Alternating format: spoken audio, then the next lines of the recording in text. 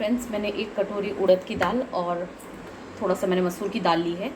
इसको अब मैं फ्राई करूँगी। फ्रेंड्स, ये उड़द की दाल है, मैंने इसको फ्राई कर लिया है।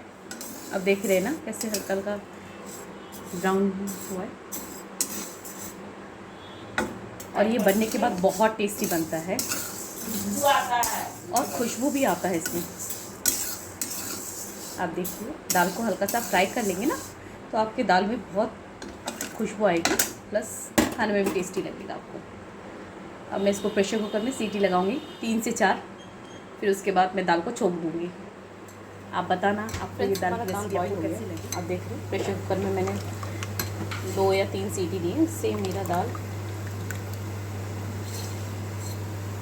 3 सीटी, 2 या 3 क्या ना बोलছি, 2-3 सीटी दिया।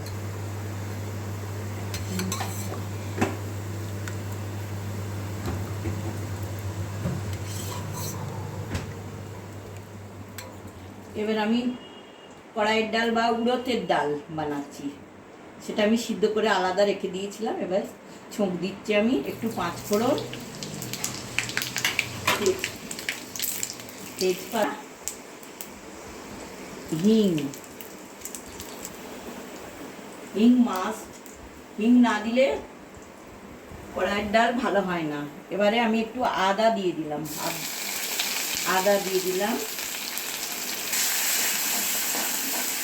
আদা দিয়ে দিলাম।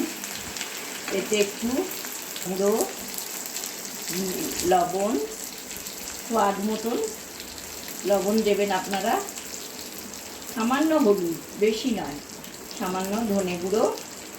তাকে ফ্রাই করে নিলাম, ফ্রাই করে এর মধ্যে ডালটা ঢেলে দেব।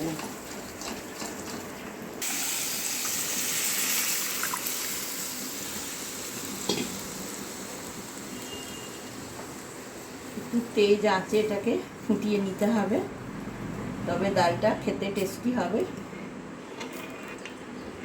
কীরকম আমার বানানো হলো আপনারা সারপ্রাইজ করবেন, আপনারা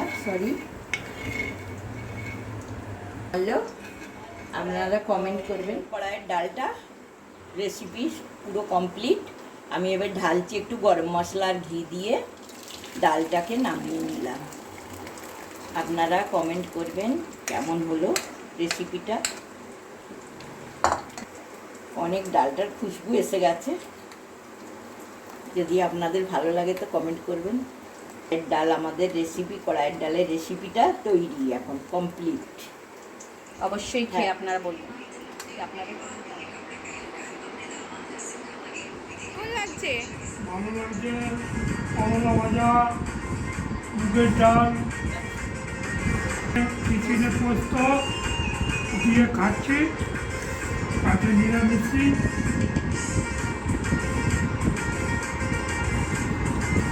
বলো বলো। আজ আমাদের রান্না আজকে কমপ্লিট হয়ে গেছে। এবার আমরা খেতে বসেছি।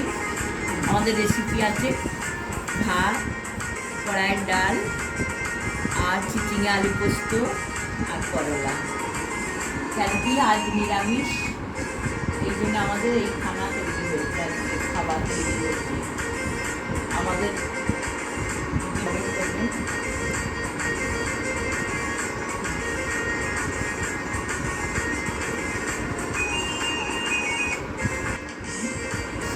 সাবস্ক্রাইব করেন আপনারা। থ্যাংক ইউ বন্ধুরা। বন্ধুরা আপনারা বলবেন কি রান্নাটা কেমন হয়েছে। অবশ্যই ভালো থাকবেন, সুস্থ থাকবেন।